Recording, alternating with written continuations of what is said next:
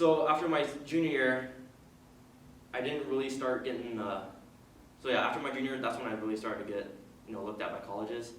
I had a lot of D1 schools, so like I had Montana State, at University of San Diego. I literally had every Ivy League. I've had at BYU, that's the school I was actually supposed to go to. What other schools were there? I had Washington looking at me. I got a letter from UCLA. What other schools? UNLV looked at me. Northern Arizona, and like just like a bunch of others like D1 schools. But the main school I really wanted to go to was BYU. So I remember the coach came down, talked to me, really liked me, right? And then he flew me out to the school, saw the campus. I did a camp there, and I did really well. So before I went to the camp, I was training for it. My speed training coach told me all right, they're gonna pull you aside and they're gonna try to break you, literally. So whatever you do, don't tap out. They're gonna work you like a horse. So whatever you do, no matter how tired you get, just keep pushing and pushing. So pulled me aside, but actually did it. So in my head, I'm like, oh damn, they really did this. And then so they pulled me aside and they're just working me one-on-one. And then I had some of the BYU athletes there, looking at me and stuff. And it's in Utah, so the elevation's a little higher than California. And then the players are this elevation's no joke. I was tired, but I was I'm not quitting. I want this. I need this. This is a dream of mine. I want to pursue D1. And then so at the end of the camp, the coach talked to me and everything. He was like, all right. He's like, no.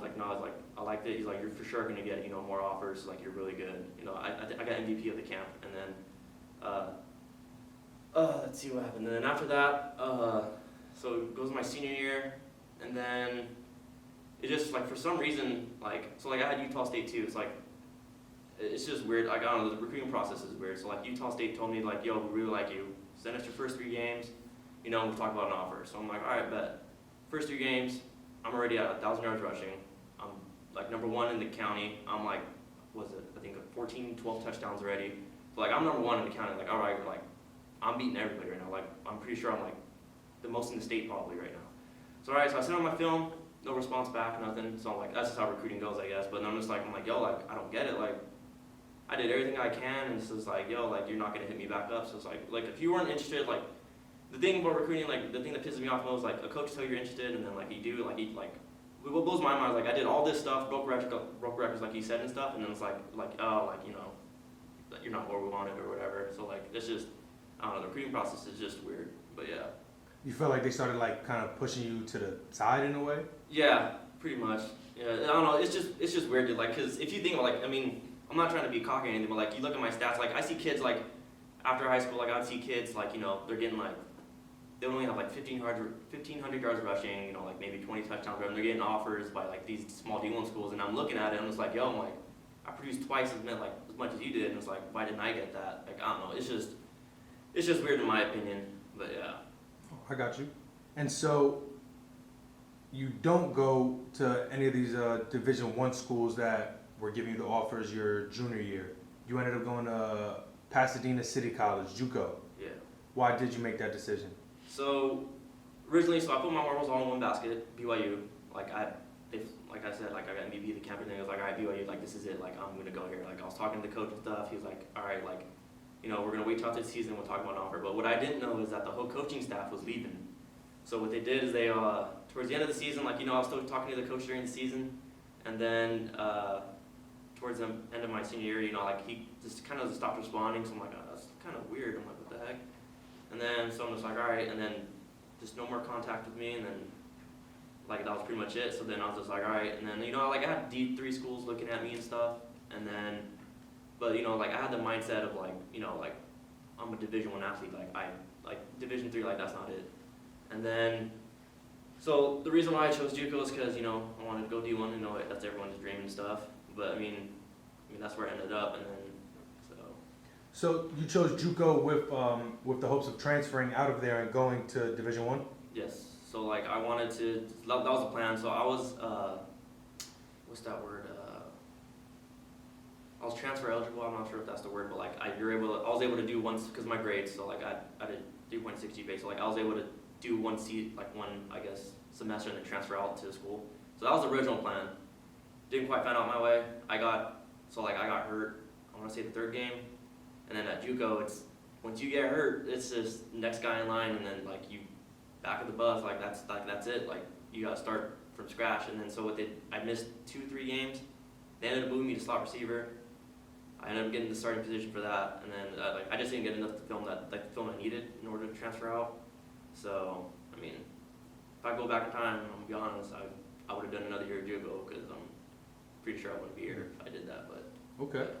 Well, so take me through what it's like, kind of your first day or the season of JUCO. You know, with shows like Last Chance U, having been currently shedding light on JUCO. Is it, as you say, is it like that serious? Like how you said, like every man for themselves? oh yeah, it's like JUCO's no joke. It's like you get kids from all over. Like we had kids from Georgia, you know, Florida. Like you get a bunch of kids everywhere because they're trying to, you know, they have a dream and stuff. But like JUCO, like in my opinion, JUCO is like, it's literally like a Division I school full of the like D1 athletes. It's just like, you know, they had bad grades or like they, you know, didn't, or they got kicked out of school for something. You know, like it's literally like everyone's like literally Division I material and stuff, which is insane.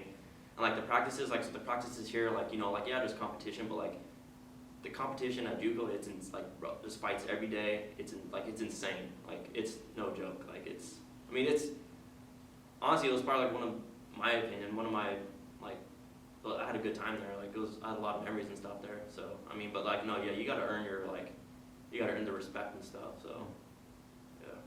And so you chose Lycoming after your first season of JUCO. Yeah. Why so, Lycoming? All right. So when Coach Clark was recruiting me, you know, I declined it because I didn't want to go Division III.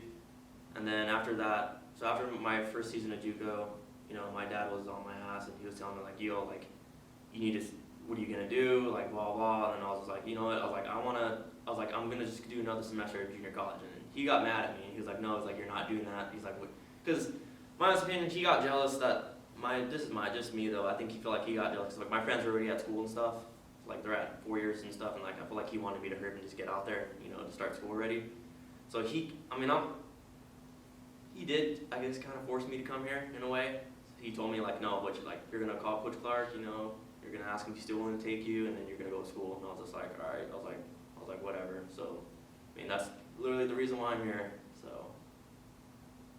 And so, can you describe to me, I guess, the difference you felt from the first day of training camp at JUCO to the first day at training camp here?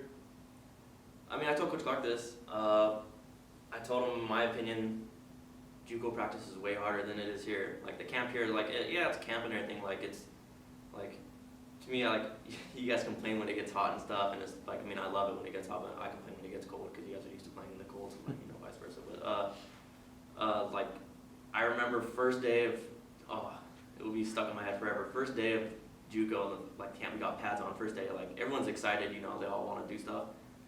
Oh man, I saw it was a linebacker and a receiver. When I say this linebacker hit this receiver, he knocked him out. He knocked him out. Like it was a one-on-one, so like it was 10 yards apart, full speed. Like that was it. 10 yards apart, full speed. I'm just looking. I'm like, yo, you guys are crazy. Like 10 yards apart, full speed. Oh my god, linebacker just straight knocked him out. Like I swear he was knocked out cold on the floor, and I was just like, oh my god. That's when I saw that happen. I was like, oh my god. I was like, this ain't a joke. Like this. I was like, this shit's real. I was like, oh my god.